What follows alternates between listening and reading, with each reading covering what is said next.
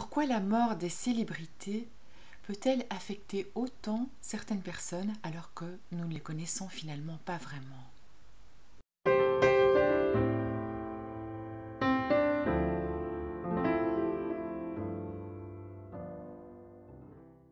Peut-être que vous avez été sensible à la mort de quelqu'un de connu, un acteur, un chanteur, un politicien, une personne de famille royale, quelqu'un en tout cas que vous avez connu à travers les médias, mais pas personnellement.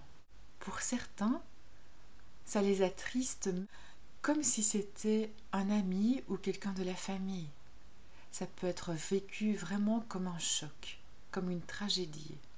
Pourquoi? Eh bien, il y a différentes raisons. Certaines de ces stars ont été à un moment donné comme une figure d'identification. Par exemple, on était adolescent et on voyait une célébrité comme un modèle à suivre, qui nous a aidés à nous construire, à nous façonner. La mort de cette personne est vécue un peu comme la mort d'une part de soi. Certaines de ces stars ont marqué des moments importants de notre vie.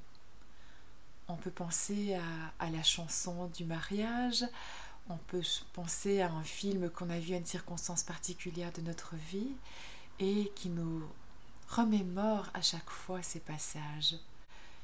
Et donc quand la personne meurt, eh bien, qui sera encore là pour vivre ces choses avec nous? C'est un peu comme si on perdait une part de notre histoire avec ce départ.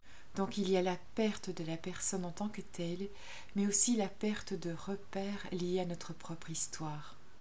Il n'y a donc absolument rien de risible à être malheureux lors de ce genre de deuil. Il se peut que certains aient besoin de vivre certains rituels.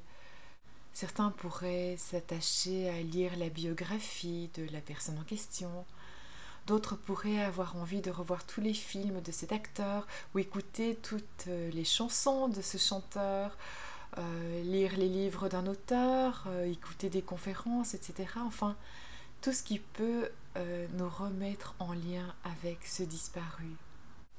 C'est une souffrance de perdre une personne qu'on a aimée, qu'on l'ait bien connue ou peu connue, à partir du moment où elle a marqué notre vie d'une manière ou d'une autre, c'est une perte.